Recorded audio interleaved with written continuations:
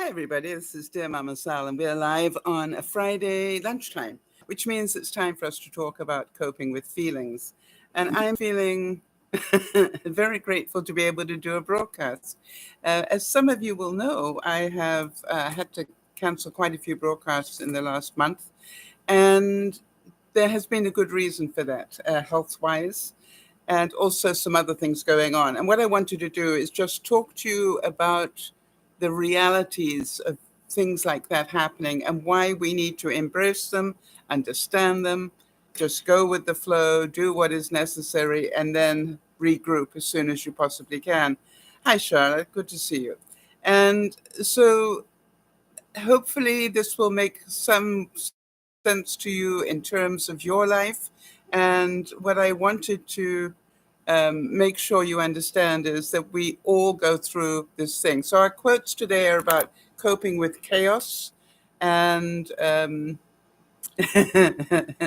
that's what I've been dealing with. So Charlotte, just say you're doing better. That indicates that you haven't been doing too well. While you're answering that, hi to Jody, our admin. And just to let everybody know that we've got, as far as we missed a couple of important dates, and I just wanted to acknowledge them. I know that July the 15th was Jeannie's puppy dog Misty's birthday. So even though Misty has since passed, I just want to acknowledge that. I know Anna Marie's, no, I lie, it's not Anna Marie, it's Jodie's mom passed. The anniversary was July 17, and I'm so sorry, Jodie, that I missed that. Linda's birthday coming up on the 25th, and Farmer's on the 26th, for those of you who remember those names. And just to let you know, I have spoken to Manon and to Sharon, and they both seem to be doing well. So, it is what it is. It's a peculiar time of year. Yes, a lot of you are saying, hi there, Jonas. I had to think for a second there, Jonas. Good to see you. So how many of you recognize that feeling of chaos where just everywhere you turn and nothing seems to be going in the direction that you had planned? And what I found was what I thought was a really nice quote from Sun Tzu, and it said, "In the middle of chaos, there is opportunity." So the idea here is that whenever we find our lives in chaos, it's a really good idea to embrace it. And because you will find the new beginnings in there somewhere. And I know that, hi, Jeannie, we were just acknowledging Misty Moore's birthday, but you missed that. So just so that you know that we didn't forget about Misty Moore. And I think it was the 15th, am I right? I have to go back. Going back's not easy for me. Yeah, on the 15th. All right. So, and I hope that you managed to cope with that in suffering. Anyway, it's been a difficult few weeks for me. And for those of you who know me, I'm not somebody that sort of dwells on bad stuff a lot. But what I want to do is to make sure that you understand that it was bad enough that I needed to cancel broadcasts. And that's the important thing. Why was it?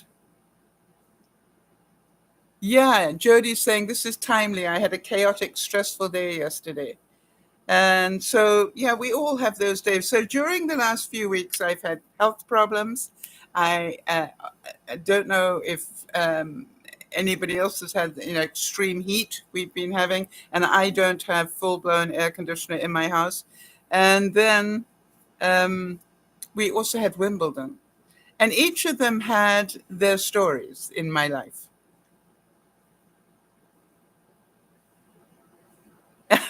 Charlotte, how beautiful. Charlotte is saying, for those of you you can't see what she's written and you're watching it on the replay. Charlotte said, "We have your back in sickness and in health, just like a marriage vow." Wow. You know something, Charlotte, that is so adorable. And it is basically what Jody told me when I said I thought I needed to cancel some more broadcasts. And she said, "You know, Sal, the people love you and they'll still be there. And they will understand that you're doing your best." And so, Charlotte, thank you for confirming. Ah, that's interesting. Charlotte saying it's true. Those who know well. And you know, I do everything I possibly can to do the broadcasts, and I will explain it a bit more in a second. So there was this quote that I saw that said, "Focus on the step in front of you, not the whole staircase." So whenever you've got that chaos going on, don't try and fix everything. Find the smallest possible thing you can and work on that, even if it takes you all week. All right? Because achievement is part of getting back under control. I have total chaos going on in all sorts of areas of my life at the moment, and I know that I cannot correct them all in a heartbeat. I've just got to focus on one thing at a time. And that's a very important thing to remember when you are in chaos. All right? So before I get on to the main part of it, I saw something really interesting. And before I forget, I wanted to talk about it in case any of you didn't see it. You know me, I like to share these things. I always reckon that if I find something and it's interesting to me, then the chances are that it will be interesting to you because you're always interested in things I'm interested in. So here we go. I saw an article during the last couple of weeks about something called a brain murmur. Now, that isn't to do with an illness. That is to do with the fact that our brains, when we see something that we have seen before, all right, our brains light up.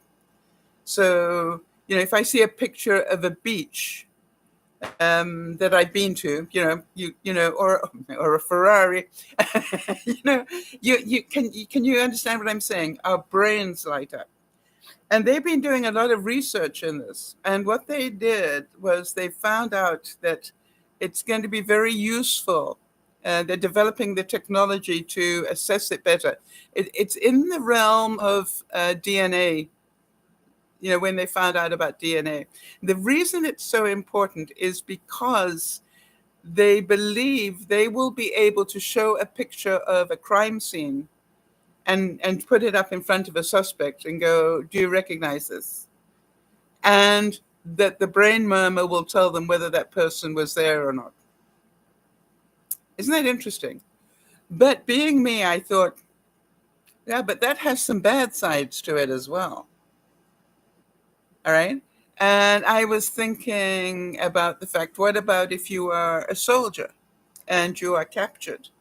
Could it be used to your detriment as well?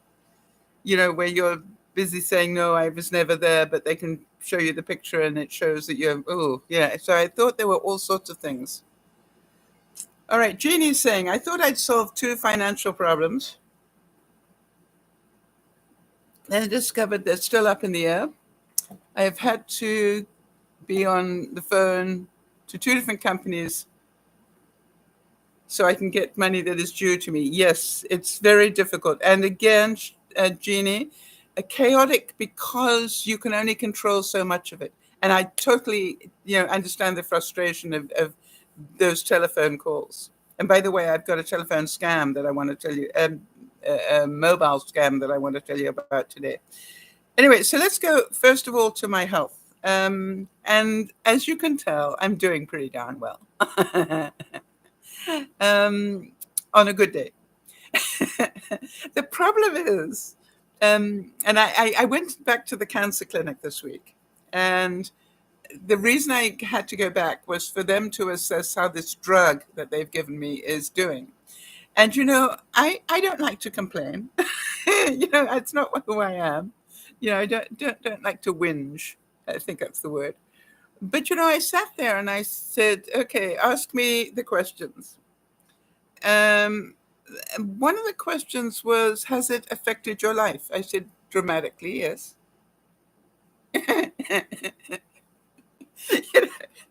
And she said, in what way? And I said, well, let's say that my vitality before I took the drug was 100. I'm probably down to 50. And I don't think I'd be exaggerating. For example, prior to the drug, I could walk down to the community post boxes 5 minutes away without any problem getting there and getting back. Now I can get there, but I struggle to get back because my joints are so painful. And, I went down the list of things that have dramatically changed for me. Then I said, the other thing is, the other thing is that I have some days where I'm pretty good. There are other days when I cannot think. Now, Jody understands this one. We call it a brain fog. All right? It's like your brain isn't connecting. For those of you who might know about it, how many of you know about ADHD, attention deficit disorder? I really feel that it's part of what I've got is now attention deficit disorder. I can't focus on things. So some days I literally, as much as I want to, I cannot sit down and write a broadcast. Does that make sense to anybody? Like my brain, yes, a brain fart. But it can last for about 3 days from my experience. Jody, what is your experience? Because I know Jody has the same issue, maybe because of the drugs she's taking. Anyway, so then they asked me another question, and I answered as honestly as I possibly could. And then she said to me, well, by the way, I got a new oncologist that saw me. And she had me at the smile she gave as she walked in the room. Have you ever met somebody whose smile alone touches your soul? She came in and, I was a bit shocked because it isn't my oncologist. And she gave me this beaming smile. And I just went, wow, thank you. And, it was like I could feel into her soul that she genuinely cared. And everything she did, by the way, during the time together told me that she did genuinely care. Charlotte's saying I turned 40 in September 2022, and I'm getting clumsy. Believe you me, it gets worse, Charlotte. Anyway, the upshot of this was I said, but hey, I'm here and I'm alive and I'm able to tell you these things, and I was able to drive my car here to tell you these things. So overall, I don't have a lot to complain about. Does that make sense to everybody? The truth is this, and this, but on the other side, I'm here, and I did it on my own. I didn't have to be driven or, those sort of things. So there was sort of like a balance point for me. And it was so cute because she looked at me and she said, how about we consider changing your drug? And then I said, my mind, how do you feel about that? And I said, scared. And she said, scared? And I said, yes, because there's that part of me, I don't know about the rest of you, but there's that tape that played in my head going, better the devil you know than the one you don't. And I said, I know this drug and I know what it's doing, but she said, we don't know that it isn't going to get worse for you. All right. Like normally the side effects are, go on for about 3 or 4 months, and you've had them for 6. So what we're thinking is maybe if we switched you to another drug, you might have an easier time of it. And I said, yes, but it could be worse. Does that make sense to any of you? It's like, yeah, but we, and I said, does it have the same side effects as the one I'm taking, on paper? Yep. So obviously the way they put that drug together is slightly different. And so I said, well, let me give that a bit of thought. And what I did was, I have a mentor. When I had the mastectomy done and started taking this drug, I joined a group of people taking this medication because it's a very dangerous medication. I've never been given a medication where it says on the packet in white writing on a big black background, dangerous drug. you know. And I said to the new oncologist, I said, hey, I need to tell you, I sat and looked at that packet for 2 days before I took the drug. She said, because it looks scary. I said, because it is scary. Not that it looks scary. It is a scary drug. All right. So Jeannie's saying you would try the new drug. Okay. Why, Jeannie?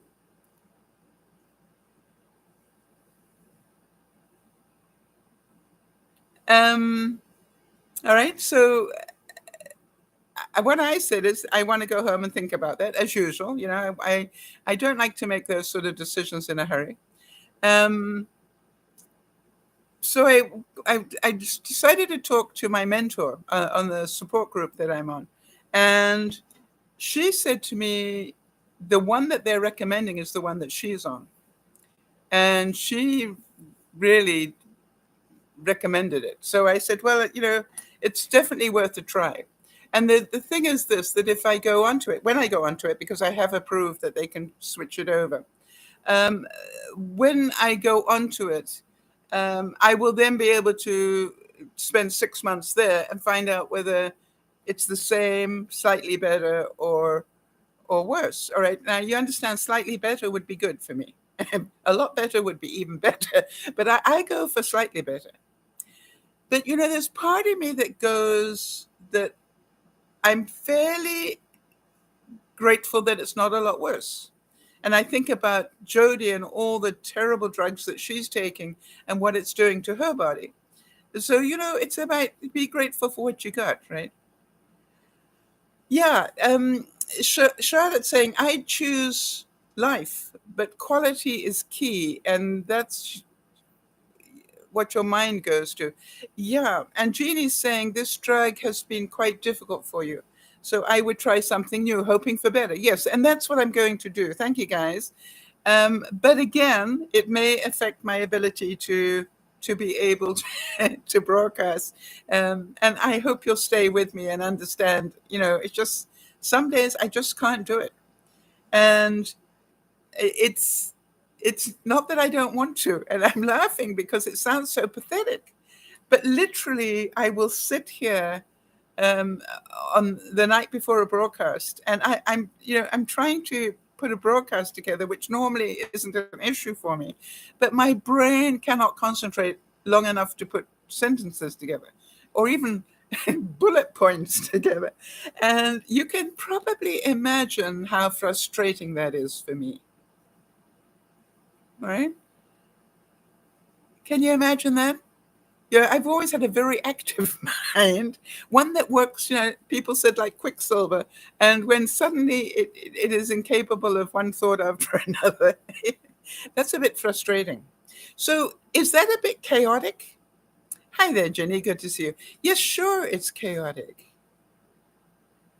Right. Jeannie's saying, I've been given drugs that make life unbearable. After a decent trial, I refuse to take it. Right. So, Ginny, I've just been talking about how I am, so you can catch it on the replay if you really are interested. I just don't want to repeat it again for everybody. So you understand that that's what I'm going to do. I'm going to try the new drug. Okay, Jody's saying that she's got some bad weather where she is, so if she isn't there, it means that she's gone offline. So yeah, okay, thanks for letting us know, Jody. I appreciate that. All right, now here's another thing that I found.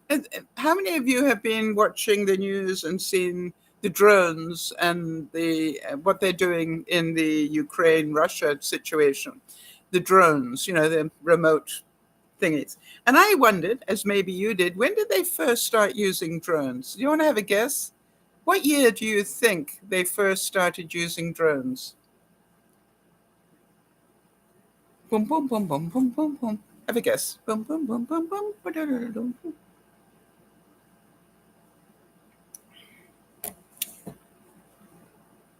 Nobody gonna guess. You can do this, people. You cannot be right unless you do. All right, so Jonas is saying, how about the early 2000s? Jeannie's saying 20 years ago. Yep, the 80s. You see, it's interesting. You're all about that. 1937. That's what I found out. 1937. That's a long time ago. And they didn't weaponize it until the early 80s. So the 80s, that's when they started to weaponize it. Yeah, Jonas, I went wow as well. And that's why I added it into the broadcast, because I thought you guys would be interested in it. As you are going to be in a couple of other things I found. Yeah, I know. So that's how long it's been around. And I'm thinking there's part of me that goes, if you think about it, isn't a helicopter, a big drone almost, it's like you can see how the helicopter became somebody said, what if I could do that, remote control? And whoever thought, you see, this is the other thing. I keep saying this to people who are saying to me, oh, my kid's always playing games on the computer, and well, how's that going to help him get a job? I said, you know how many people who have good game playing skills are getting jobs these days in the military? And they're going, what? And I said, they need those skills big time. Yeah, people whose minds work like clockwork. Jody's saying, I love your brain. I love your brain, Sal. Isn't a helicopter a big drone? Well, you know what I'm saying is, it was sort of like, and that was Leonardo, wasn't it? Didn't Leonardo first come up with the idea of a helicopter? For those of you who know history better than I do, I've got a feeling, you know me and my feelings. I have a feeling that it was Leonardo who first envisioned the helicopter. And that was certainly a very long time ago. Now, the other thing is, did you hear, there's part of me that goes, I had to double check it to make sure I heard this right. Farmers Insurance has decided to stop giving insurance in Florida. Yes, Jonas is mentioning, just going back on the drone thing, that the Titan submarine that didn't make it, with the owner of the company and all the millionaires on board, that was controlled by an Xbox gaming controller. Yeah. And so what we know is that this whole genre. Okay, so here we go. Thanks, Jody. Jody said Igor Skogorsky. Oh, that's right, the Skogorsky invented the modern design of most helicopters seen today. As a child, his parents exposed him to the drawings of Da Vinci. Leonardo had a picture of a helicopter. He drew one. And Jody goes, and again, our lovely hostess is correct. Well, I'm not always correct, but, I had a feeling it was Leonardo way back when, before my time, but only just. Anyway, go back to Farmers Insurance is going to stop giving out insurance in Florida. Any idea why? Boom, boom, boom, boom, boom, boom, boom, boom, boom, boom, boom, boom, boom, boom, boom. And this to me is really important, depending on where you live, because I think this is something that's going to happen more and more. It has to do with climate change, and that apparently the cost of covering damage in Florida because of the hurricanes and everything is so excessive that farmers are going to stop insuring. Yeah. And now I'm thinking, will Louisiana be next? Hi, Jamie. Good to see you. Really good to see you. Big hugs. How are you doing? How about a quick update so that people can know how you're doing? So, pretty important. All right. I forgot to get something. Hold on a second. Jamie, update people while I just go and get something.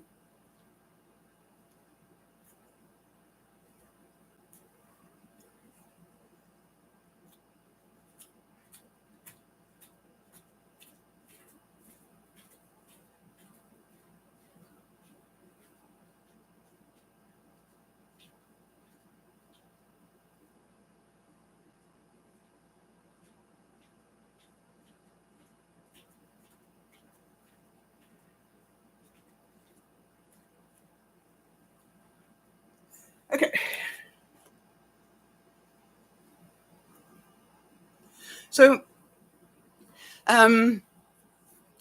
going back to the insurance thing, I can imagine that this is going to happen more and more.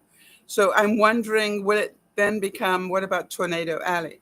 If you live in that belt, will they stop insuring you? Difficult. Then there's part of me that goes, what is it with Florida? I'm hearing some of the things that Mr. DeSantis is putting into, Governor DeSantis is putting into play. And what he's proposing they should educate people on about Black history. And I'm going, is this insane? He's saying that they need to teach that the slave owners did a good job of giving the slaves skills that they wouldn't have had. Yeah, if they hadn't been taken from their homelands in Africa, and you go, excuse me, where on earth are you? I mean, there are times when I wonder where people are coming from, and I listen to Robert Kennedy, and I'm going, I don't understand what's happening. That this is okay. So on both sides of the political spectrum, there are some major issues that I am having from onwards.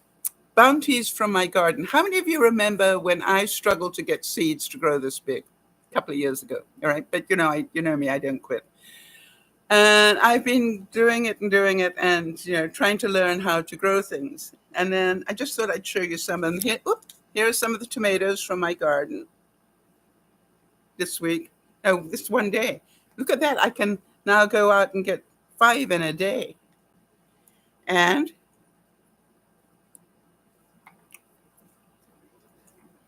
they are sweet. They don't taste like store-bought, even though I got the seeds from the store-bought. Here is some rosemary. Oh, it smells so good. Some rosemary from my garden as well. And I am busy using that in my soaps. I thought you'd like to see a couple of potatoes from my garden. And, I just pulled a couple of things so you could see them. And how about a couple of peas from my garden? I could hold that in a different way, couldn't I? A couple of pea pods. So I know it's small stuff, but how much joy do you think I'm getting when I remember I couldn't even get a seedling to live, and now I've got produce? Very exciting. Yes, Jodie's very excited. She said she's kept her basil, or basil, depending which country you're in, a basil plant alive for almost 2 weeks now. Go me. You know something, Jodie? One of the things they taught me about keeping orchids alive is use ice cubes. Do you have ice cubes in your fridge?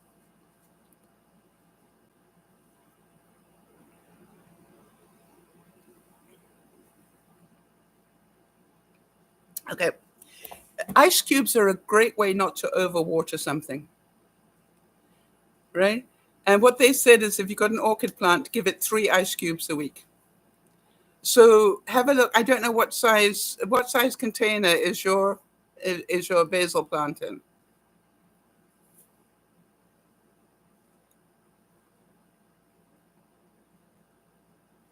Okay, Jonas, good to see you. And thank you for, and you have a great weekend as well. And thank you for popping in. Have a good day at work. Nice to know you're employed.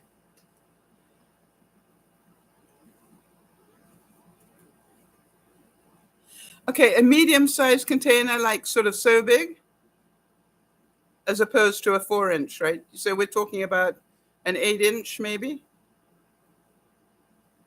6-inch. What I'm saying is, what I do is probably give it a couple of slightly bigger. Okay, so then probably give it 3 ice cubes a week. The good thing about basil is you can see if it needs more moisture, right? But that way, the biggest way we kill plants is we overwater them. And so if you know, yep, you see, Jody, of course you're an overwaterer, you're a nurturer. You love to nurture things. Now, it's getting pretty darn warm in here, and this is another reason why I had to cancel broadcast. The temperature in my kitchen at the moment, just so you know, is climbing up to 90. Yesterday, it went over 90. And I'm sitting in what I call my, wow.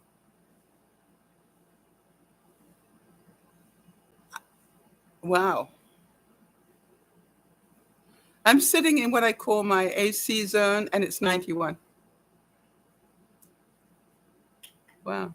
That's 33 in the rest of the world. But for Americans, it's 91 degrees. So here's what I'm going to do. That's too hot.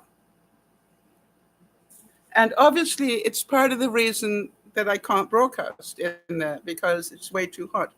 So I'm going to take my scarf and I'm going to spritz it. It's already damp, but I'm going to re-spritz it just with regular water, nothing fancy. And two ways to do this. Number one is to just put it around your neck. And what it's doing is cooling the blood flow going to what's left of my brain. But the thing I like to do is this.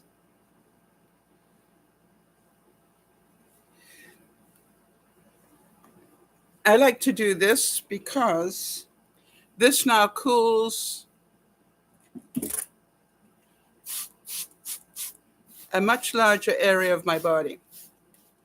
And it's a really good trick to know.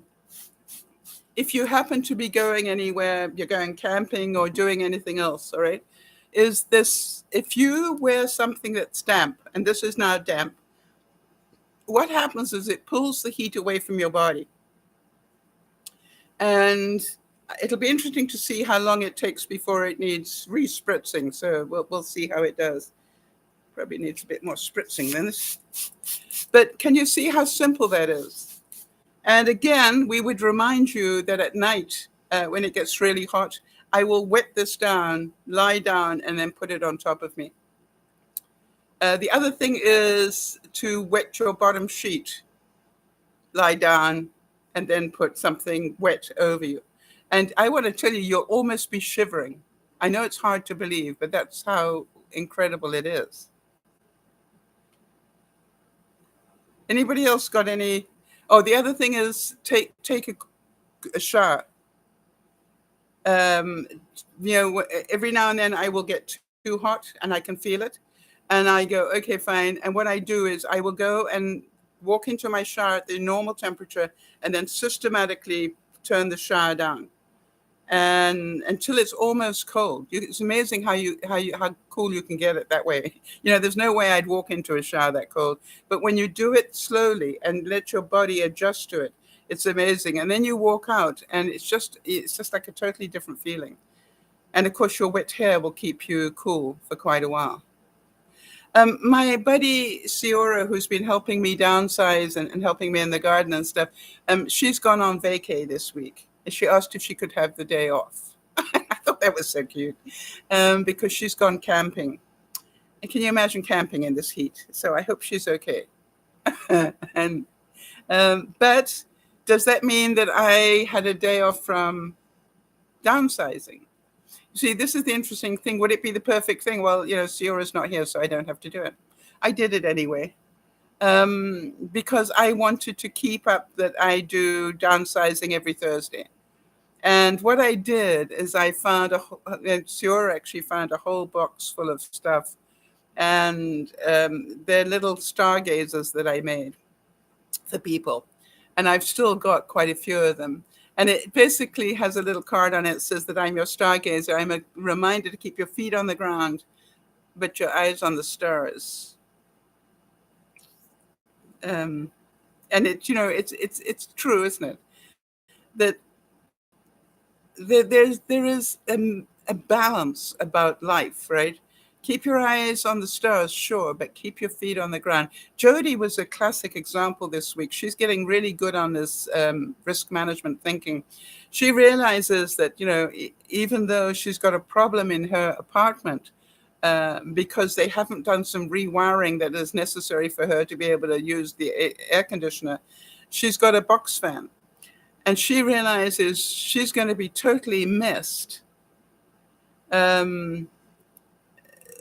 if something happens to her box fan. So what she did is she ordered up a spare one.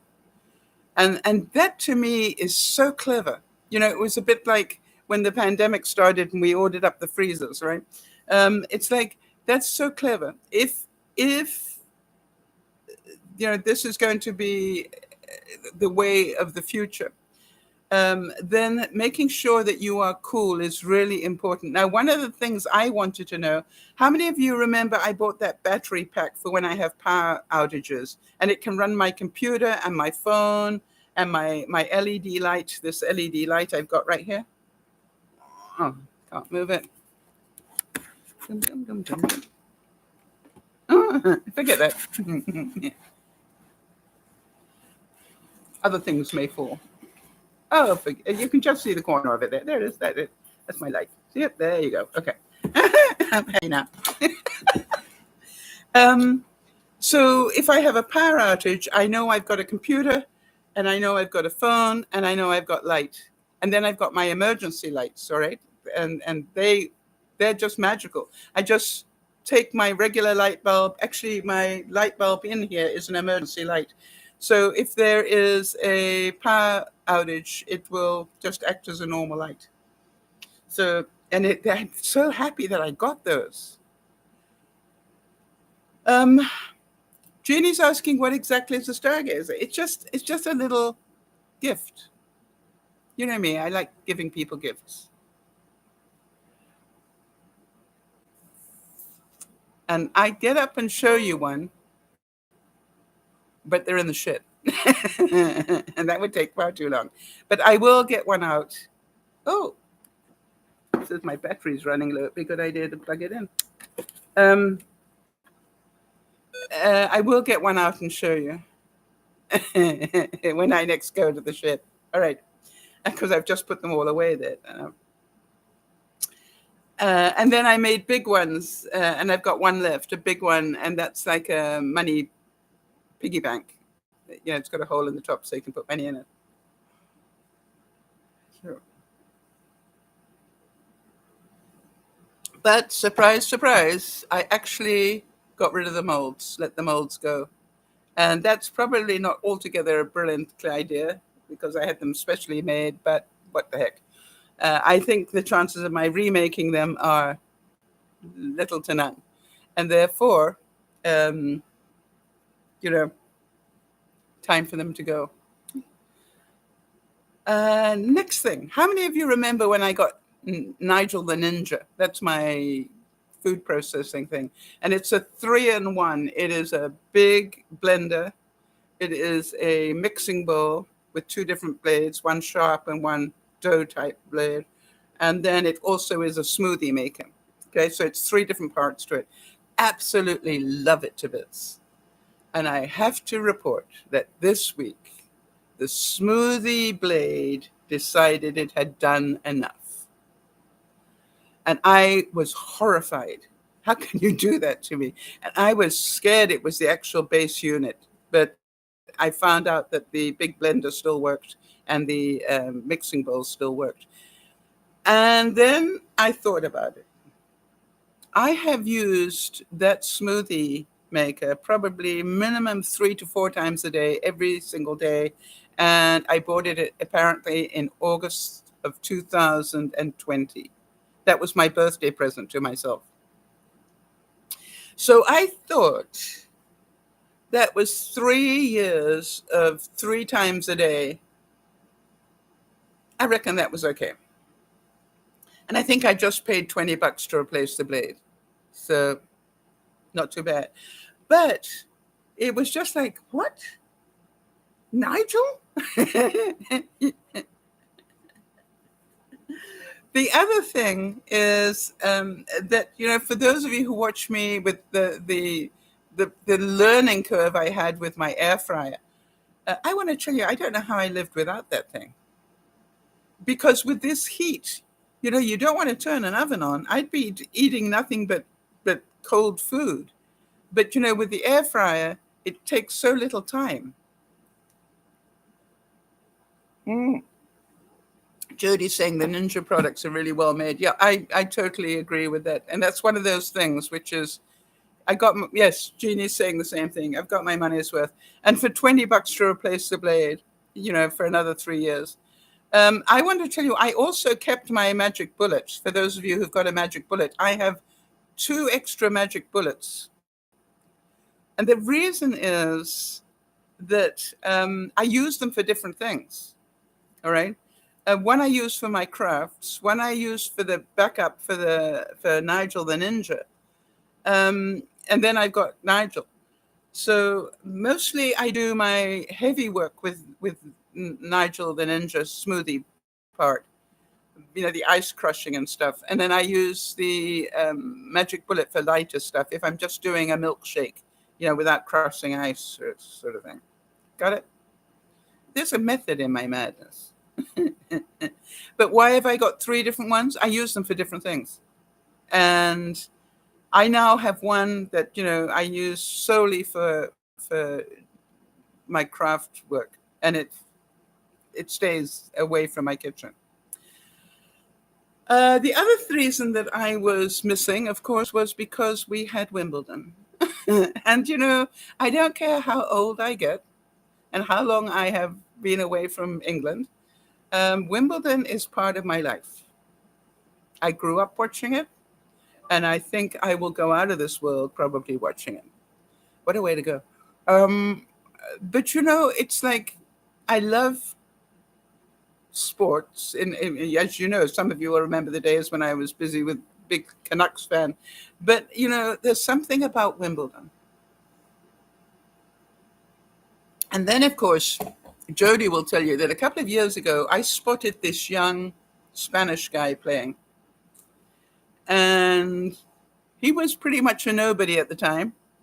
And I said to Jody and to Lauren, because, we chat during the week, I said, you need to keep an eye out on this guy. Because I think he's something special. And of course, he made it to the final of Wimbledon. Can you imagine? He's 20.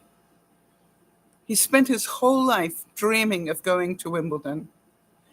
And then you spend your whole life dreaming that you're not just on court 32.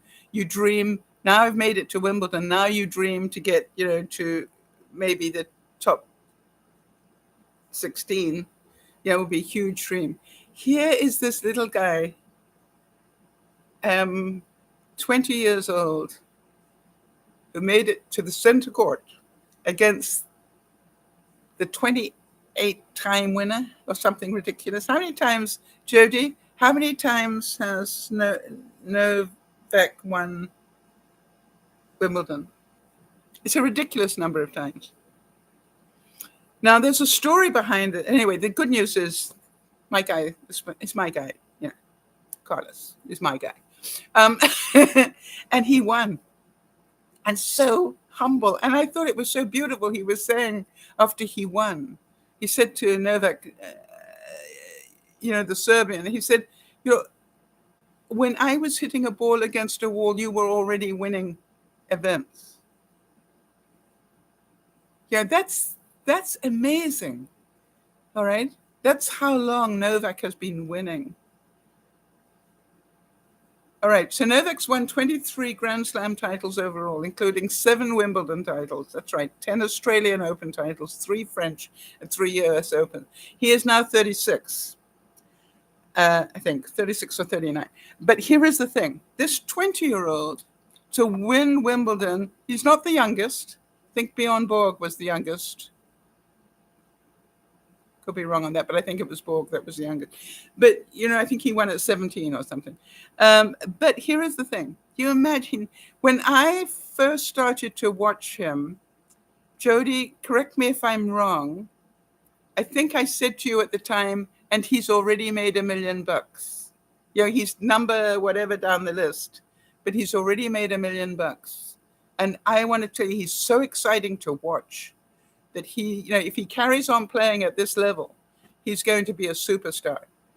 Because audience will love to watch him, and that will encourage him to play even better, because there's no doubt about it. You come up to the occasion. When you play Wimbledon, 9 times out of 10, it'll be the best game you ever played in your life, just because of the awe of it. Boris Becker at 18 was the youngest winner. Thank you for correcting me on that one. So you look at it and you go, can you imagine what that was like? However, the thing that was so funny, did any of you happen to catch that John McEnroe's brother was in the commentary booth, all right? And IBM, I think some of you know that IBM's got a computer called Watson. And Watson has been beating chess champions forever. It is the original AI, quite honestly.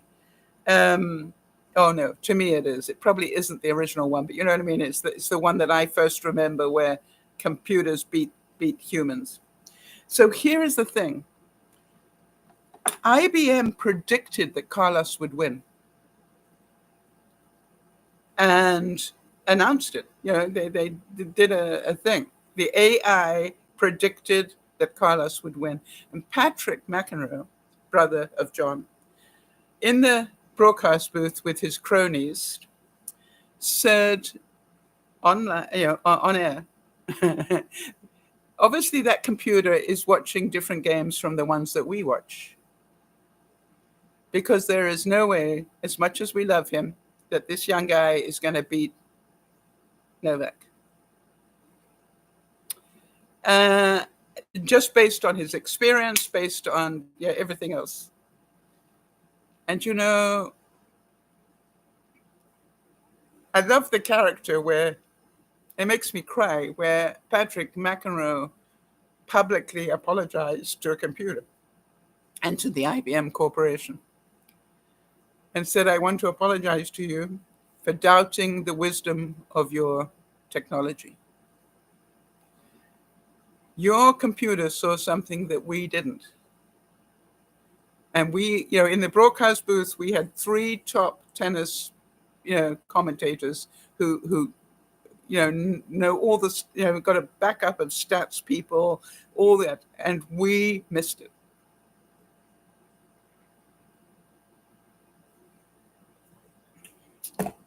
But the computer didn't. So, is that a bit frightening as well? When we realize that the statistics now, what does that do to horse racing? What does that do to dog racing? What does that do to any sports? Jody's saying, so did you, Sal. You recognize the talent. Yes, there's another guy coming up. He's an American that didn't make it through past the round of 16, but keep an eye out for him. Actually, the Eubanks was one that did very well. He got into the quarterfinals, I think, or the semis. No, the quarterfinals. But there's another one called Ben something or other. And keep an eye. I'll find out what his name is. But, I want to tell you, watching him, again, very talented, very exciting to watch, and young enough that he can make a real difference in the world. So you look at it and you go, can you imagine? When I first started to talk to Jody, he'd made $1 million, right, Jody? Hang on, let me see. Let me see what he's up to now. And that was a couple of years ago that I first mentioned him. And you see, to me, it's part of the reason thank you, Jody. Ben Shelton is the name. Hang on, I just want to let you know what he's worth today. Dum, dum, dum, dum.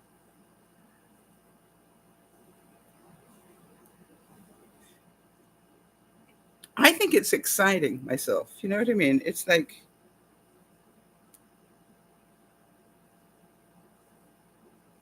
okay, we know he's ranked number 1.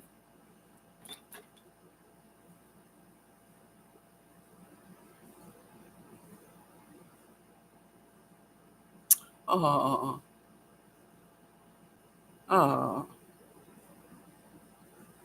He's only made 19,644,000 And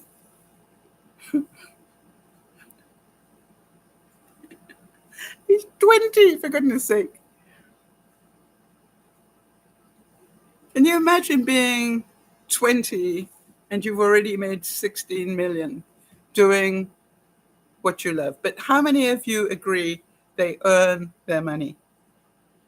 You know, I want to tell you, when you watch that first game, yeah, Jody's saying Carlos can buy the good orange juice, you know, not the no-name brand. He can buy the real stuff. By the way, 9 times out of 10, the no-name brand is actually the real stuff as well. That's what I love about buying no-name brand every now and then. I go, I know this taste. It's the real stuff. Hi, Kimmy. Hope you're doing well. So can you just imagine what that is like?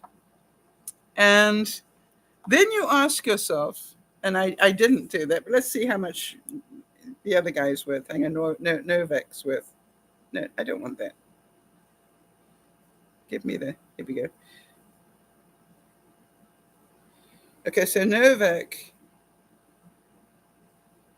is now ranked second because he lost at Wimbledon.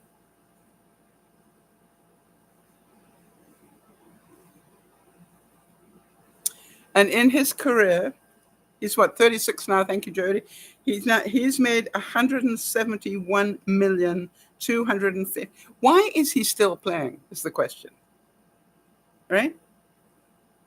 And the reason I want to talk about that is because,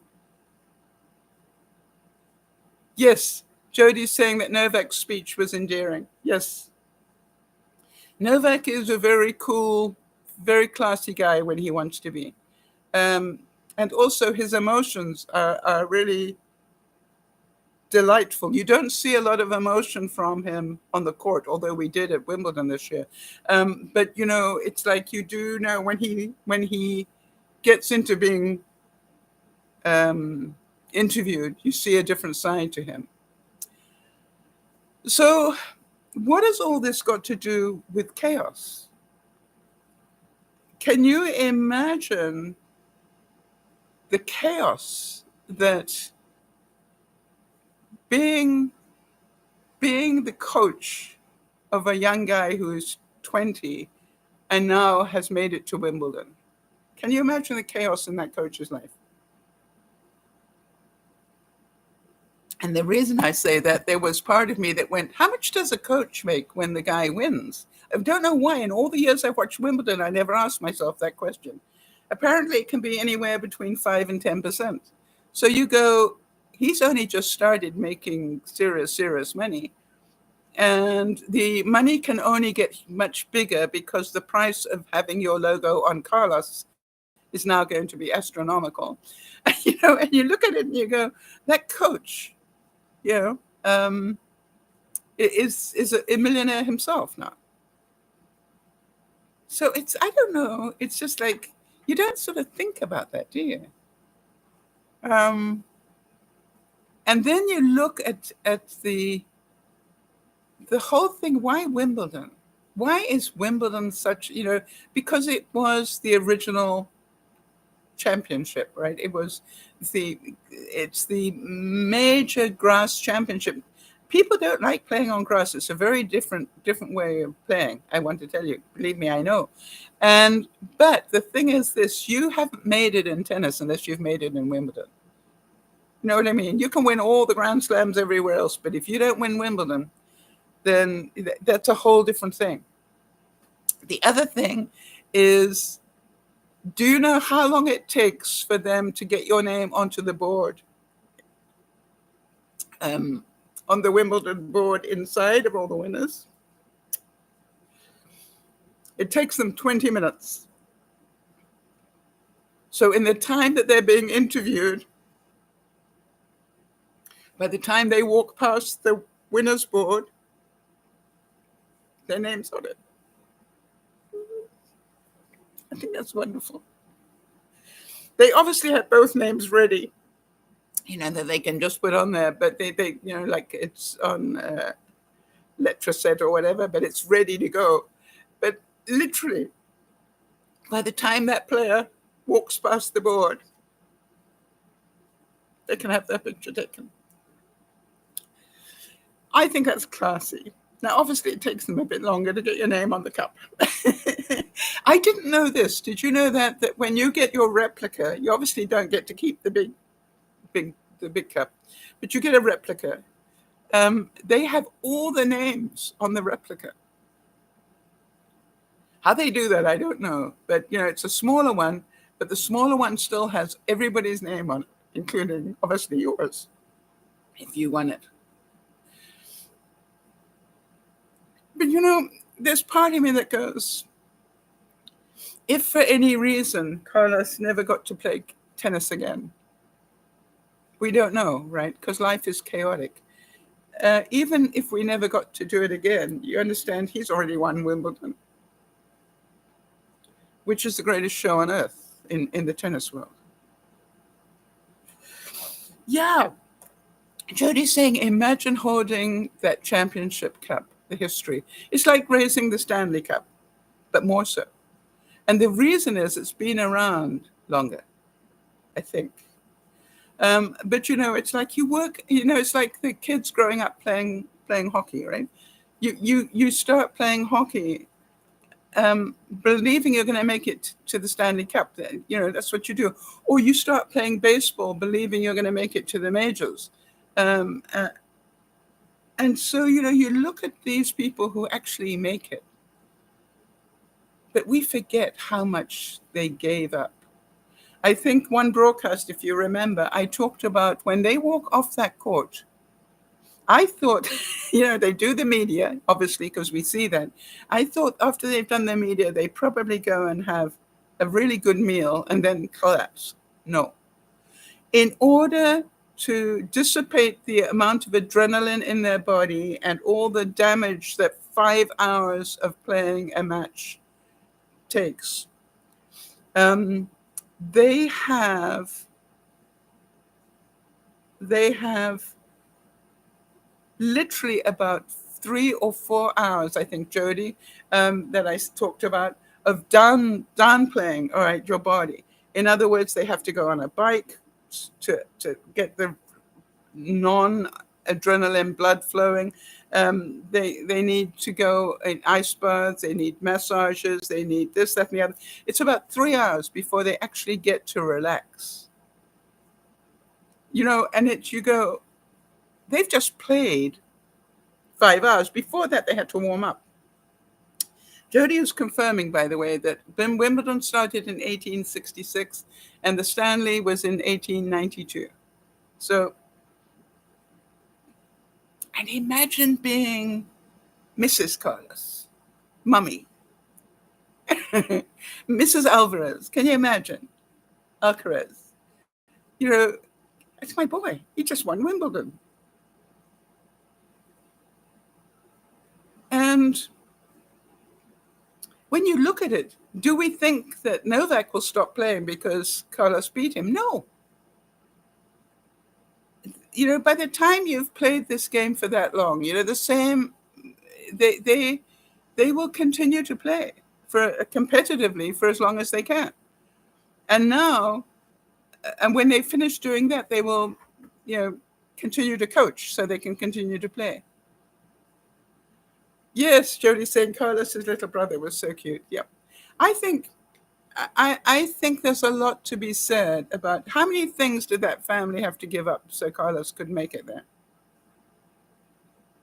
That's expensive. And I always say the same thing with, players that reach the Stanley Cup final, win or lose. And I wanted to just remind you, and I've got it here. Hold on a second. I've got it here. When they walk onto that court in center court at Wimbledon, bear with me. I just need to go back. I know I got the quote here.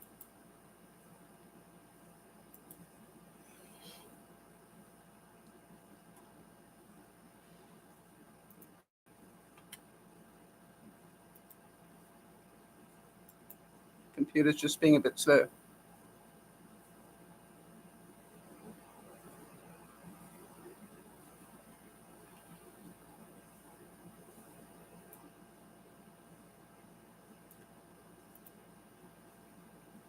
Nearly there.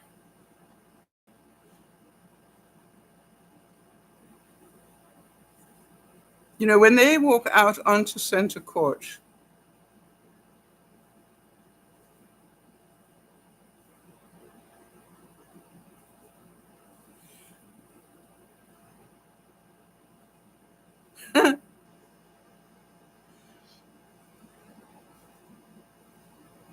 they walk under something, Heather. Please, just help me get to it. I can see it. I just can't get it up so I can read it.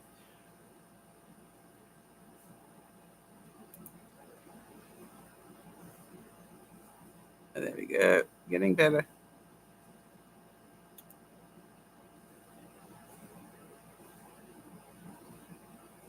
Because I'm looking in the wrong place. That would be why. Okay.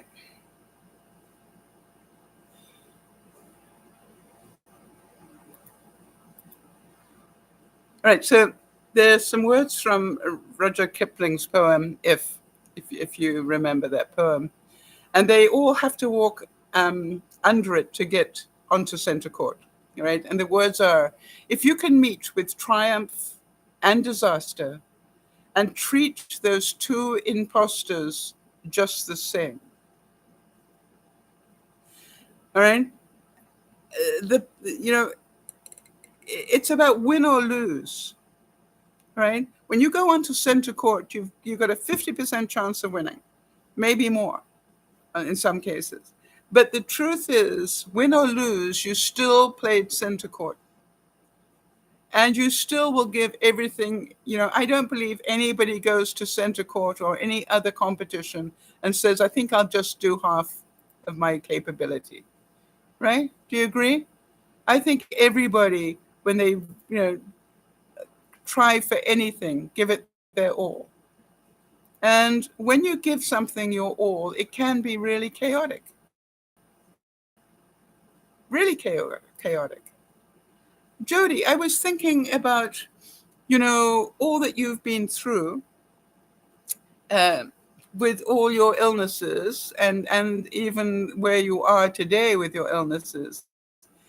It's been one chaotic journey. And yet, you are still here with a great mentality. And even if you are having bad days, and your bad days are way worse than mine, I'm sure. But, it's like I so appreciate the fact that you have hung in here with us and that you continue to give us your best. And I don't want to put that, Jeannie, it's all the trouble you've been through. All the chaos that you've been through, is still here giving your best to try and help others. And, I don't take that lightly. Jody's saying sometimes my 100% is actually 30%, but it's the best 30% I've got. That's right. And what I've been fighting with, and I'm certain some of you can relate to this, what I've been fighting with is, are people going to think I'm not trying? And I'm going, no, I don't think so. I think they know that I would do a broadcast if I could. But it was so difficult for me not to do broadcasts. But it happens. How about this one? Good things can still happen in the midst of chaos.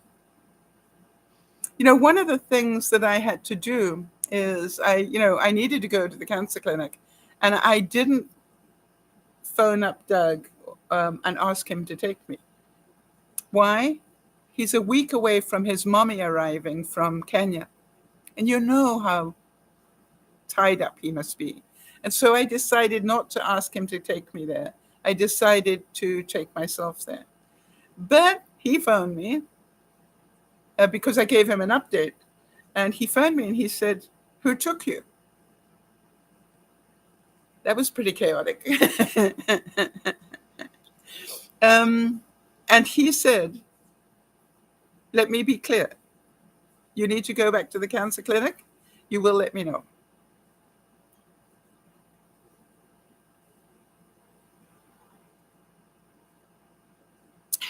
Okay.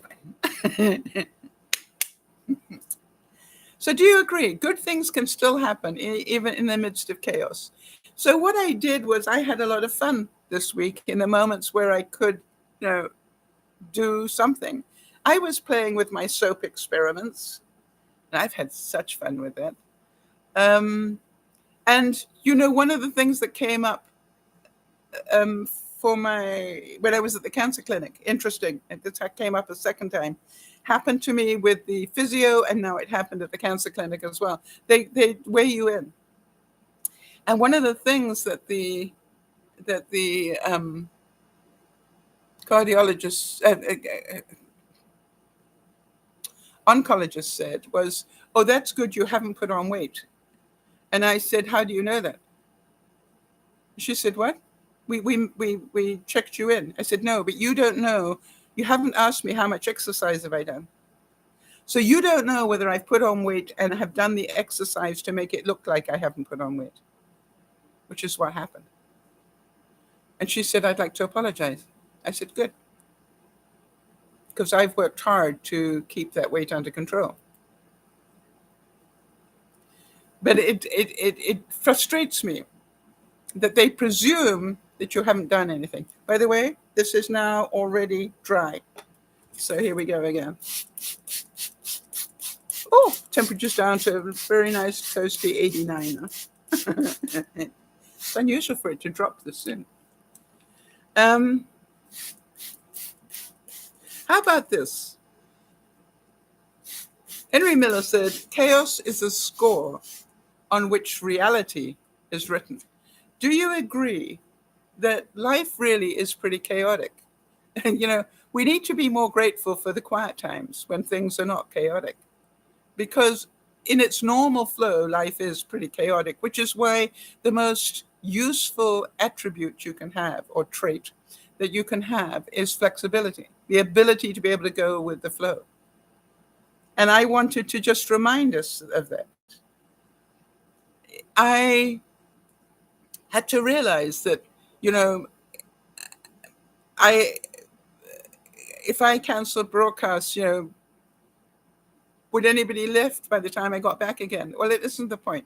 The point is I will be back, and I will continue to do what I do until for as long as I draw a breath. Why? It's what I do. And, it's just like, and that's what I said, by the way.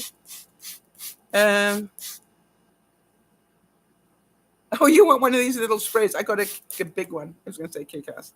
I got a big one as well. But you understand, this just keeps it. And it is amazing what it does. One must still have chaos in oneself to be able to give birth to a dancing star. You all know me to be fairly creative, and I'm a problem solver. But the reason that I'm so good at solving problems is I create I create so many of them. I learn through my mistakes. All right. And for example, I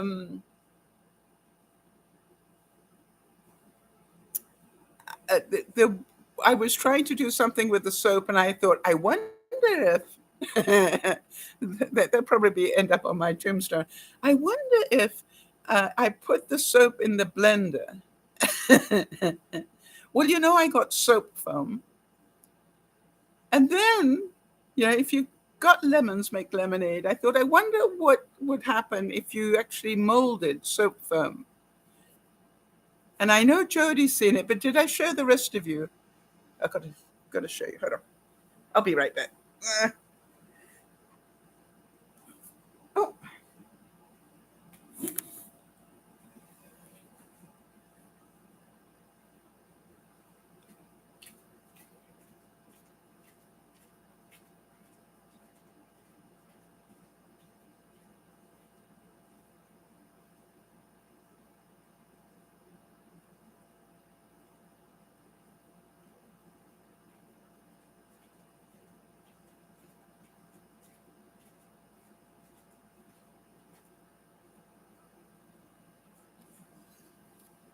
So this is why I want you to embrace chaos a bit more.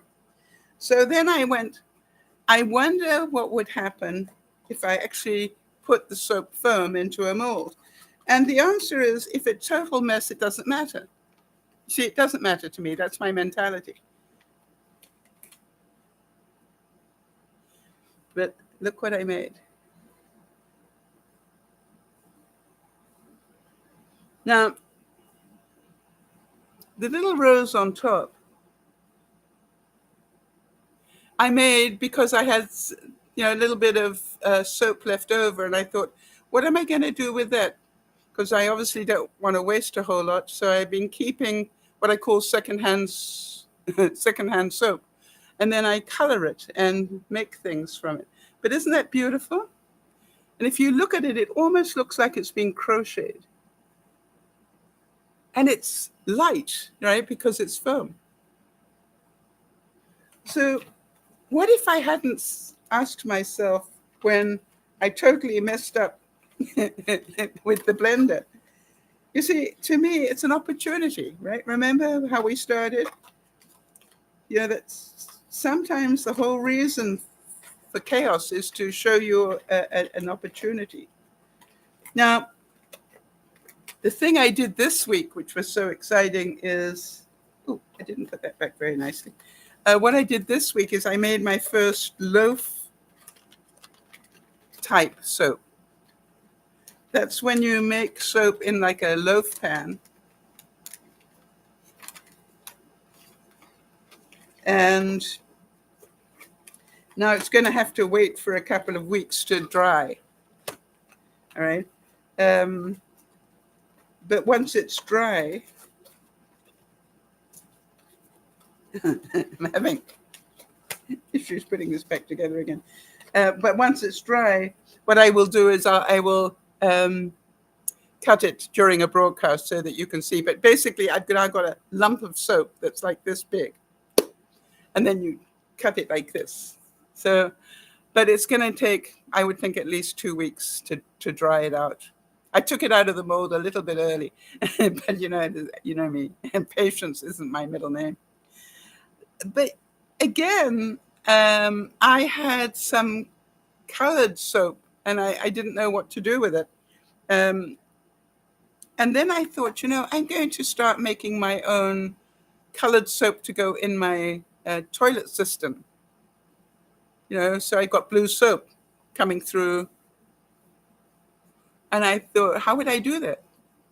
I've got little organza bags, haven't I? Perfect. The other thing I did, in my creativity this week, because that's what I did, was I made up for what I couldn't do. Apparently my creative brain was okay. I could do that. The next thing I wanted to do was make my own deodorant. Have any of you ever wanted to do that?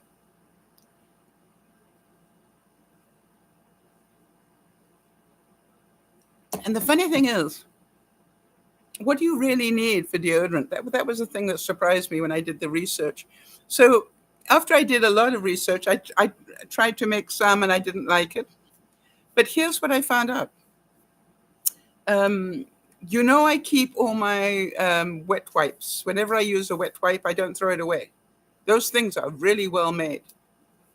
I just wash them. I put them in the lingerie bag, and I've been washing the same wet wipes for a year now, well, since the pandemic. And in fact, my problem is, I've almost got too many of them now. But here's what I found out. If you take a plastic bag and you put in some real soap, and when I say real soap, I'm talking about Castile soap would be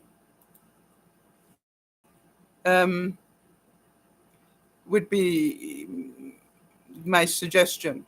And then also put in just a little bit of astringent. I put a little bit of witch hazel in mine. And then whatever essential oil. And just squish it all up in your baggie, your plastic bag, with some wet wipes. I've been using that as a deodorant. I've been using that, when you get sweaty under the boobs, do any of you have that crease where your belly is hanging down? and other creases that you know about. Whenever I need it, I just take a wet wipe, one of my intimate ones that I've made, and I mention that they're intimate. And, I just literally use that. And guess what? I haven't needed deodorant. It works. And I keep re-washing the wet wipes. So I don't recommend that you use Clorox, obviously. Don't do that. Use the Clorox for wiping down your countertop, whatever, then wash it, right? And then you can throw it in the bag. So now then, how much money will that save me? It saves me on wet wipes, saves me on deodorant, saves me on makeup remover if I wanted it. You know what I mean? It's just like, I'm really beginning to find out that this whole going back to nature is really pretty good. It's not just, oh, look, I can grow my own vegetables. It is about how smart can I get? And that's all come from the chaos. How much did we learn? Think about it. What did you learn from the chaos of the pandemic? Did you learn anything?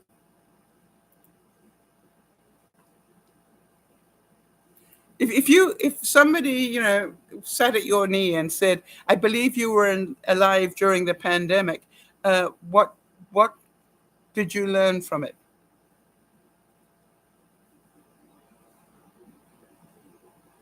I think what I learned was that I had more time than I thought to stock up my grocery cupboard. In other words, I started early. You know that. I started before it was announced. Yes, Kimmy's saying she learned from the chaos of the pandemic to reuse everything you can. Yeah. By the way, I wonder if I've got a picture for you here. How many of you remember that I started with the hydroponics?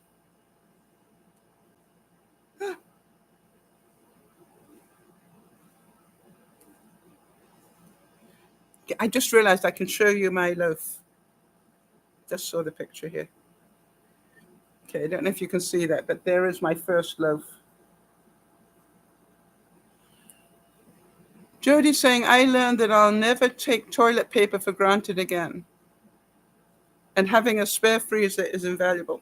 Jody, I want to tell you, this is a little bit TMI, but I want to tell you, and anybody else who wants to hear it, you remember I bought that pack of 20 microfiber cloths, face cloths. I realized that they were perfect, and I cut them into quarters, and I now use them as toilet paper. Obviously not for serious stuff. Right? For the serious stuff, I still use toilet paper. But I now use those little squares instead of toilet paper when I go to the washroom, and just chuck them in a wash and come. I'm amazed. I am absolutely amazed how simple that was, and why didn't I think of it? Yes, what you have to learn is how do we live without paper necessarily, and so, or to reuse the paper you have. Okay. I don't know, are any of you horrified at the amount of cardboard boxes we're throwing out because of Amazon? And what I kept saying is I need to find a really smart thing to do with cardboard boxes. And part of it is, obviously, I recycle them. But part of them is, let me try and think of other things to do with them. Carl Jung said, in all chaos, there is a cosmos. And in all disorder, there is a secret order.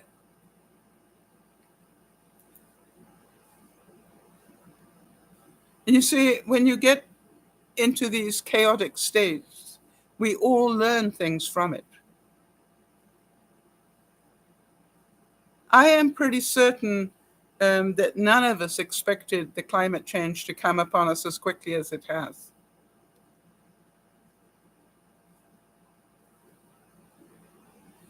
Right. Kimmy's saying that in her town there is a cardboard box shortage because they reuse them. Yeah. You see, this is the whole thing. How many things can we reuse?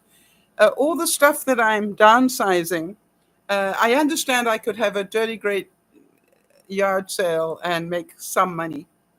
I worked it out that the time it would take to organize a big yard sale and, sell all these things. There's certain things I will sell. But the thing I'm doing is I'm just donating it. There are other people that can use this stuff. Let me be this be my gift to them. Kimmy's mentioning pallets. Those pallets, those wooden things that the forklifts pick up and carry things on. When Siora made my garden bench on my deck, she made it from pallets. The two sides are half pallets. Yeah, another thing that very good to recycle. All right, so this is from Stephanie Clark. She said, I just try to create a little chaos. Chaos is a good thing. God created the whole world out of it. Change is what comes of it. So I look at it and go, my life changed after taking this drug. All right? My life literally changed. And that was the whole point. The interesting thing was, when I was offered the new drug, I said instinctively, any guarantee that it will be better?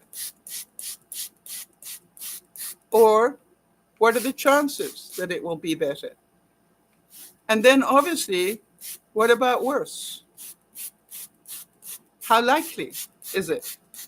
And the answer I got was, if I have tolerated 6 months of the drug that I'm on with the after effects I'm getting, that I probably won't have too many downsides to doing the change, which would be nice, but we don't know, do we? And all the same things are on both, information bits. I could just have the same brain fog and everything else. I think it's the downside of the magic of the drugs we have today. They do affect you, no doubt about it. It is said, anything worth doing is bad English. That's why I stopped. I can hear my mother complaining. Do any of you have that problem? Okay, I'll try again. I know what I'm about to read is not good English. Anything worth doing good takes a little chaos. My mom really doesn't like that. Anything worth doing well, she's saying. But I quoted the right quote. Right? Chaos does not mean total disorder. Chaos means a multiplicity of possibilities. Chaos is from the ancient Greek words that means a little thing that is birthed from the void. And it was about that which is possible, not about disorder. Now, I'm noticing that my kitchen is really in chaos these days. I just don't seem to be able to get it tidy again. And that's really important if I'm going to carry on doing broadcasts. By the way, I will not be doing a broadcast tonight because it is way too hot in my kitchen for me to cook in there and stand up. The other problem that I have health-wise is with this heat. I have edema. That's where my body has retained too much fluid. And I just cannot stand for that long, and especially not in that heat. That would be dangerous for me. At one point, a couple of days ago, my blood pressure went really weird. And I think it was because of the heat. And so I took some pretty drastic action to cool my body down. So be careful, people. That's what I'm saying. But how many of you believe that this level of heat is probably going to be something we will look forward to? In other words, it's going to get a lot worse. And so really important not to ignore it. It's a bit like the pandemic time, all right? you've got time now to be able, I'm going to seriously consider whether or not to bite the bullet and put in a new furnace, but a heat exchanger, so that I have got both heat and air conditioning throughout the whole house. Because to live in 90-degree temperatures isn't a good idea. So that's going to be a big bullet for me to bite, but this is insane, right? And will it put up my cost of electricity? Yes, of course it will.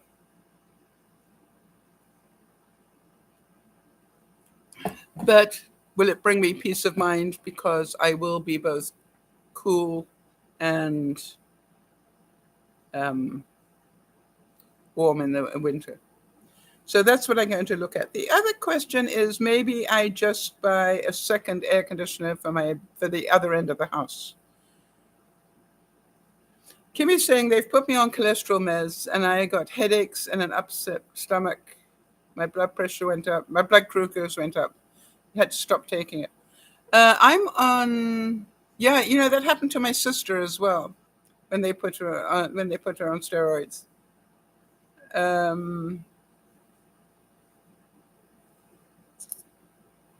All these drugs, Kimmy, have their effect, but they save our lives. So it's a case, and this is the thing that the cancer clinic talked to me about, Kimmy, which was, yes, we want you to take the drug because we know it can save your life, but we also want to minimize the effect it has on your quality of life.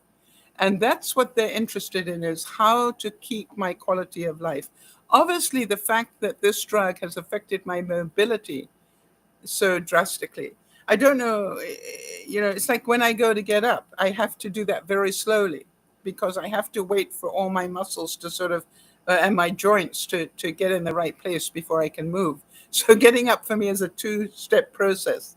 One is to get vertical, or sort of, and then the next one is to get safe. And, all these things are different. I never had that problem a year ago. I'd get up and go and get something. Now it's not that fast anymore. As I said, it's the mobility is probably down 50%, which is quite significant. So, but on the other hand, I said, my brain's still working, but that's what I said. I said, I'm a YouTuber. To have a brain fog hit me as regularly as this is doing is affecting that part of my life as well. But again, I'm still here talking about it.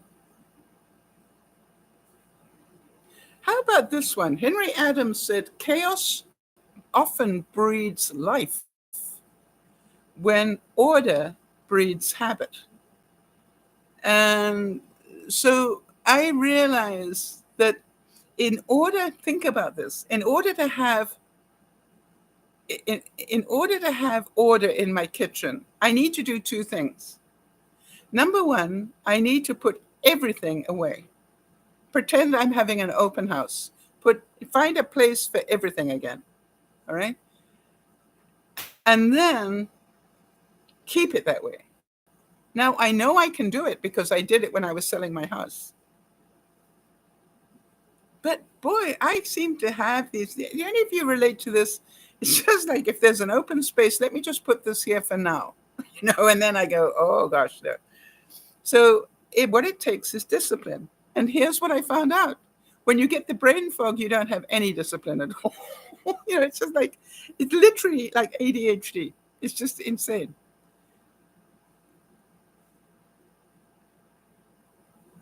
Oh, interesting. Kimmy's saying, I asked why did they put me on cholesterol meds if my cholesterol is okay? And they said it's for a precaution. That's weird. Oh, yeah. That is weird. So you've stopped taking the cholesterol, or did you move on to another one? Yeah, Jody's saying that she can relate. So, it's like, I don't know about you, Jody, but there's so many days I just say to myself, I'm grateful that I am telling this story. I could be dead by now, right? If I hadn't picked up on the breast cancer thing. Yeah. Oh, Jody's saying it's interesting you bring up the ADHD issue because I have thought the same for me during the past few months. So let's do I think I'm going to do a little bit more research, Jody, and maybe, we'll do it together to find out how we need to focus better and maybe use some of those tricks from ADHD. You remember I told you I've now, all the thoughts I have, I write down in my book. I think some of you know that I have fallen in love with these pens that you can write. Okay, you can write like this, and then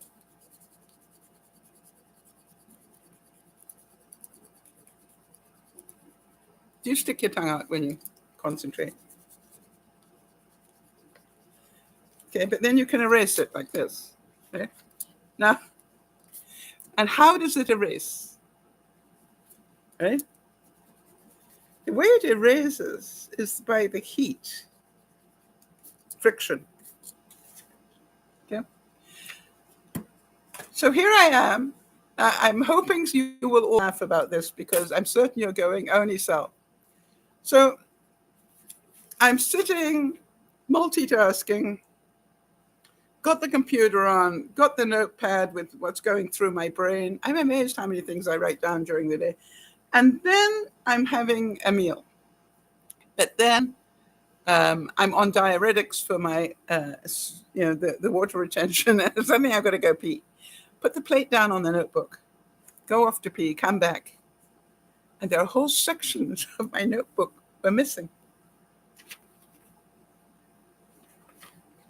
It was like whole sections were white.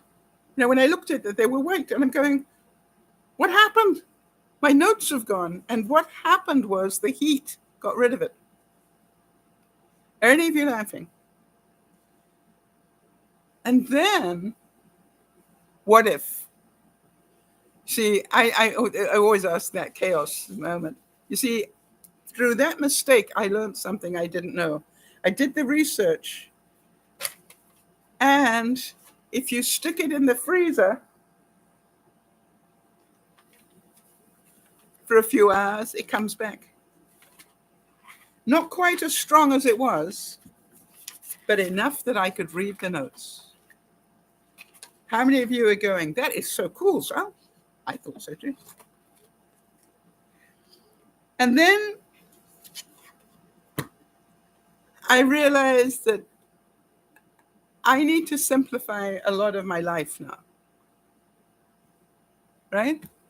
I don't have the power in my body. I don't have the brain power to be doing as much the way that I was doing it. So now the downsizing is not just of the things in my house. It is all areas of my life. I want to downsize now. So, you look at it. Jody's saying, Sal, I swear, in a million years, that never would have occurred to me. Brilliant. Well, it was worth a try, Jody. It was just like, but you know what I thought was such fun? You could write secret notes to people. Okay, write the note, put the hairdryer over it to make it disappear. Invisible ink stuff, right? And then just say to them, when you get this note, put it in the freezer for a few hours, and then you'll be able to read my message. I don't know why that's so exciting. Very childish, but I love it. The question of good and evil remains an irredeemable chaos for those who seek to fathom it in reality. It is a mere mental sport to those of us who are captives and that play with their chains, right? So think about that. Part of the thing about chaos is, where will it lead you? It is said that we adore chaos because we love to produce order. Can you imagine how it will feel if I can get my countertops cleared, not just for a broadcast, but I can get them cleared and keep them cleared? That would tell me that I have discipline. That would tell me that I spent the time. But the question is, what am I going to give up in order to make that time? Because even when I try, all right, I don't have that focus that I want. So I'm just going to have to do that elephant thing, just one bite at a time, and just work on one little section and then keep working my way around. So that is my goal. And Jody, feel free to keep asking me how's my kitchen doing, and I will send photographs. I will.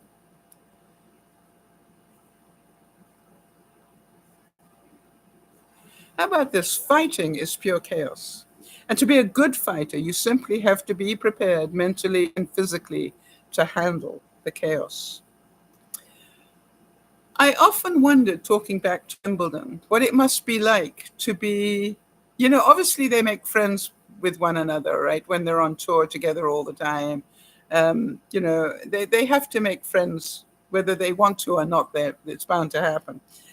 And then, you suddenly have to leave it at the door to go beat the heck out of the next person. But that doesn't mean you hate them. It means that this is my skill against yours. Can I beat you today? But the moment that the game is open, I think we saw this time and time again. As soon as the game is over, then, they're back to being nice to each other again. I thought, we saw a number of examples during Wimbledon week where, people had an injury or something, and the other person ran to go help them. You see, there's one thing when it's about, I'm fighting you because I hate you, or I'm fighting you because this is a competition, but, I don't want you to be hurt. I want to win this fair and square. Very different sort of chaos. And would you also agree that there is no way you can be an inventor? There is no way you can be a researcher if you cannot cope with chaos, right? Somebody once said to me, Sal, it would have been wonderful, on the, the great treks across America or whatever, pioneer person, because you have a brain that's constantly solving chaotic problems. And you find such practical ways of doing it. And I went, but it's about the Indians. I don't think I would have done so well with that. And, I keep thinking about when I'm making my own pita bread and stuff, I wonder how they did that. They couldn't go down to the store and get yeast. And that's why the everlasting yeast came into play. But then what happens when the Indians came and you lost all your yeast starter dough for your sourdough? What happened then? You had to start from scratch again if you still had flour, and I'm going, I don't think I would have done that well. I like being able to go to the pantry and get more flour and more yeast. Chaos is in nature, and it's immediately challenged. Chaos in nature is immediately challenging and forces a good artist to impose some type of order to his or her perception of a sight. You see, I think it's really interesting that I like to meddle with stuff, right? And part of the reason I don't want to downsize into a smaller place is I wouldn't have room to play.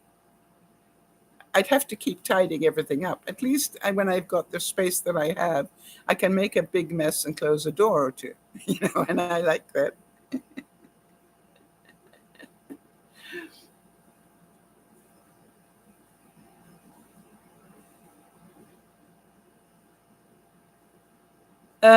Kim is saying, if you were still alive from the problems on the trails, yeah, that's right. If I were lucky enough to survive the Indians, you mean? Yeah. Anyway, it said that even in the chaos of everyday life, moments of gratitude remind us to hold on to the good things. So I couldn't help but think, I've been saying to people that have been asking me all week, people that care about me and asking about the heat. And I'm going, well, it is now 88 in I call it the air conditioner zone. In other words, my little air conditioner here has managed to do that. But it's, if it's 88 here, it must be well into the 90s in my kitchen. So yeah, and Kimmy's reminding me, what was the weather like? In that intense heat as they were crossing the prairies and things. Yeah, yeah.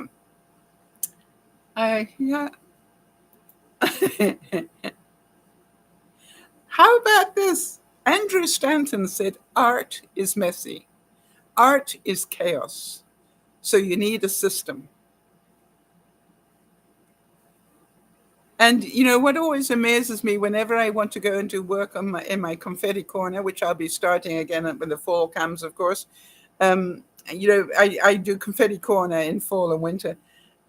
Whenever I sit down, the first hour I spend tidying it up, because there is no doubt in my mind that is true. Art is messy, and whether craft is messy, it uses a lot of things. So one of the things that I've noticed, oh, it's so nice. One of the things that I've noticed is that first hour I tidy everything up because I'm inclined to put things on that area as I go by. I am looking forward to downsizing the whole of my craft room. I will get there as well. And that will give me twice as much space because I will, repackage everything that's in all the cubies and make more room and get everything put away and have a place for everything. I'm doing fairly well, but it needs a lot more work. And the thing is now that I'm busy working on the studio, but in order to make the studio tidy, it's chaotic. Do any of you understand that? Yeah, I've taken stuff out, but now I've got boxes all over the place. It's not all nicely, neatly stacked now. And I thought it would be really good to have all my different crafts in different banker boxes. One box for the candle stuff and a couple of boxes for the soap stuff. But what I found out is that's not true. It's a pain. I'd be a lot better off if they were in cubies. Cubies are easier. You just pull them out and you can pick. When you've got them in a banker box, you've got to take other boxes off it. And but that's what you learn the hard way. I like cubies better than the banker boxes, but the banker boxes still have their uses. They're just for stuff that I need to put stuff in there that I don't go to very often. Which case, why have I got it? All great changes are preceded by chaos. So let's think about that. With the pandemic, big chaos. When you look at it, what things did you put into place during the pandemic that you have kept in place?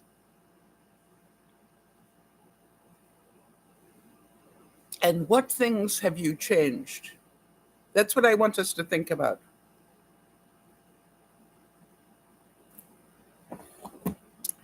I am working really hard to now downsize my pantry. I think you've heard me talk about that.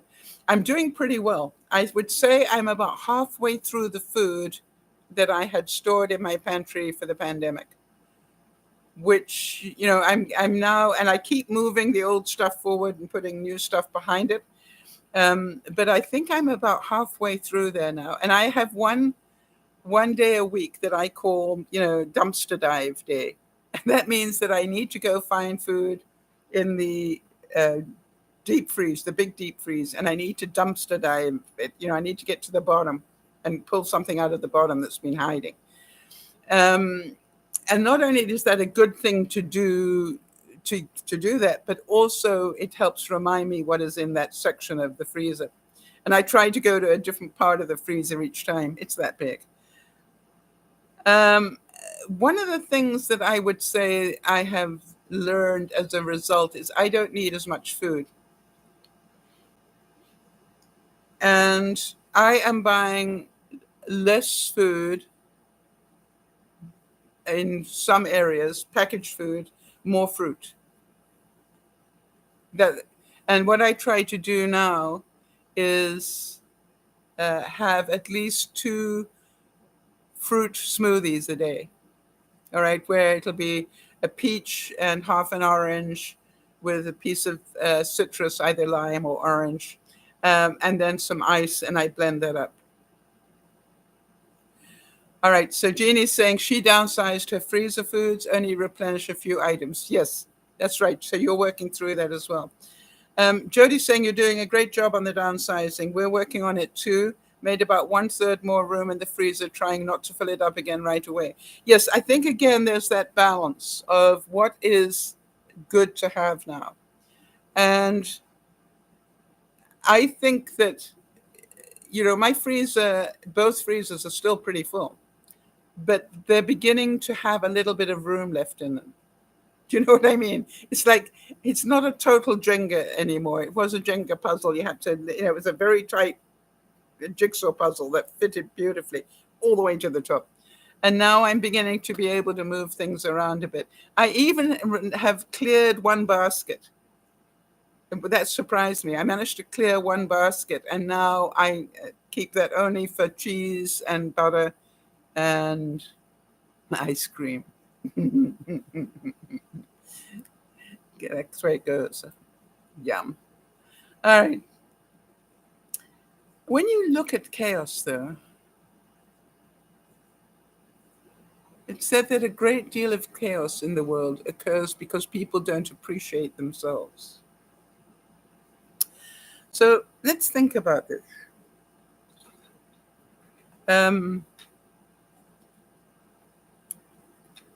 If I appreciated myself,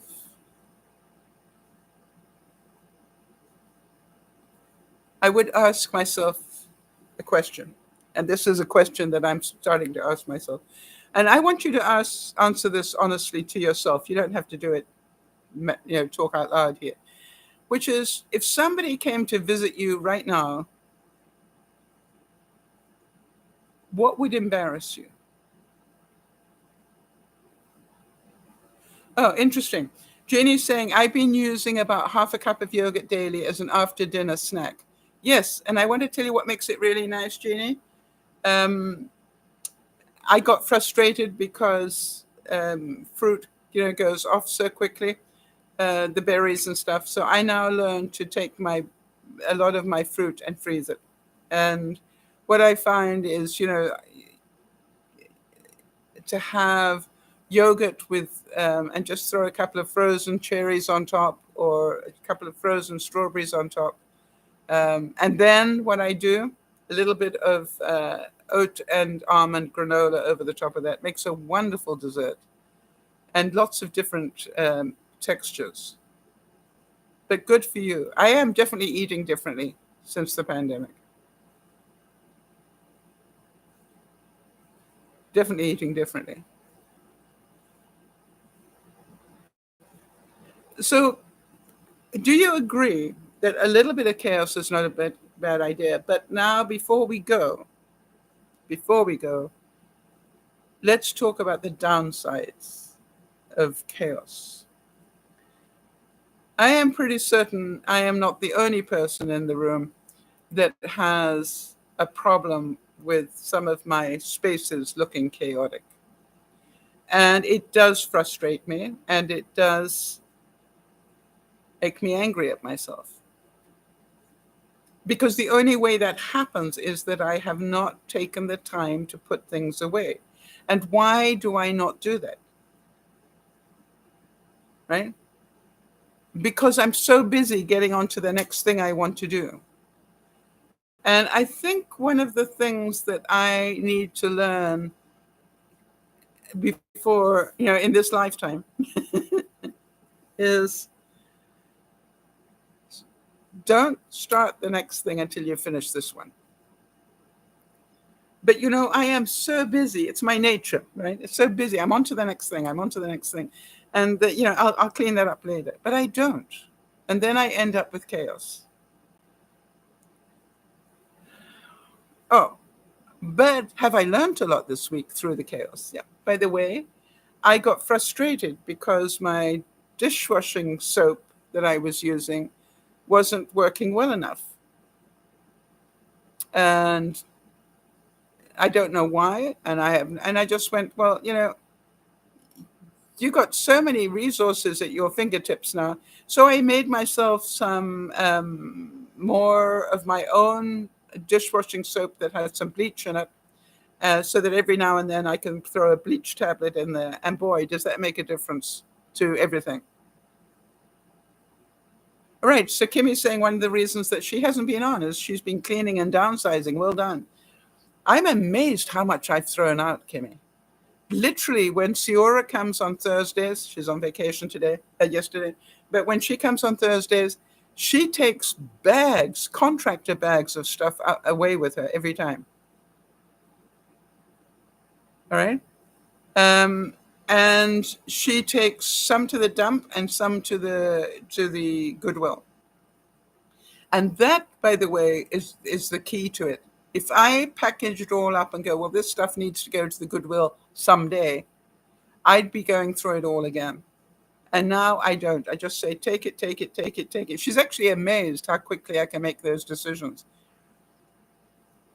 But I went through a big tote of kitchenware, a big tote, not a small one, not a big one, full of kitchen extras. And I allowed myself to keep a banker box full. But even if I went to that banker box today and went through it again, I'd probably throw it all away. But it's just that part of you that doesn't want to throw it all away, right? That doesn't work for me. Quite funny. So I'm busy. You understand? It's like, can I blame my chaos on my illness? Yes. But the truth is, I am spending time doing other things instead of tidying up. Is that excuse or reality? Both. If you paid me $1 million to tidy up my kitchen, could I do it? The answer would be yes. So here is my goal. My goal is by the time it gets to next Friday, that my kitchen will be tidy, not because I specially tidied it for the broadcast, that because I had done the work necessary, and I am going to find a place for everything and pretend I've got a show house coming. Yeah, I've got to put my house on show. I must admit there is a lot of chaos going on in my life because I am sleeping on my couch here, which is in the air conditioning zone, rather than in my bedroom, which is getting up into the 90s as well. So do you understand? That means that things are ending up on my bed. They're not getting put away. I guess this makes sense to anybody. It's just like, how did my bed get so much stuff on it? Got a scare there. Who doesn't know I do a broadcast?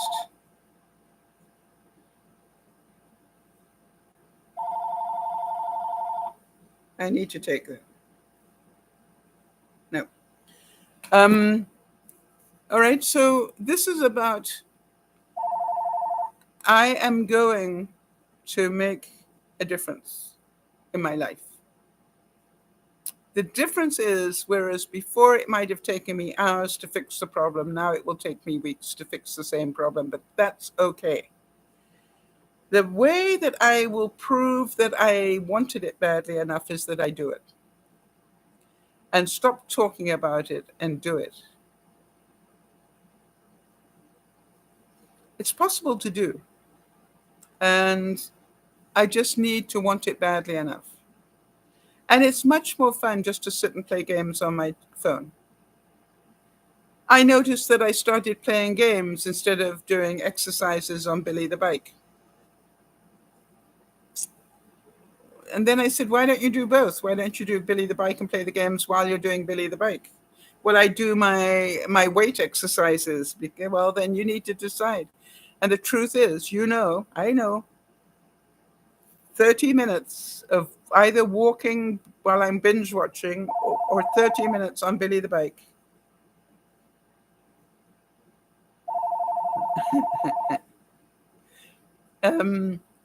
Will push my steps up into the 6,000 a day, because I'll do half an hour gives me 3,000 steps. So the thing is, it's about the time I choose to take. All right? The time I choose to take or not take. And is it easy to blame the illness? Yes. And I intend not to. Please remember, no broadcast this evening. too hot in the kitchen, but I will be here sitting on the couch during the Sunday broadcast, God willing. To all of you, have a great weekend, and thank you for your support. I really have appreciated it. It was a difficult few weeks for me, but here I am, hopefully back to normal. This is DearMamaSal saying thank you for being here. Jody, thank you for being with me regardless of how you're feeling. And Jeannie, too, thank you for backing Jody up. I really appreciate it. This is DearMamaSal saying, remember, our lives are chaotic at times. And that is our chance to find order if we want it. A new way. Bye-bye for now.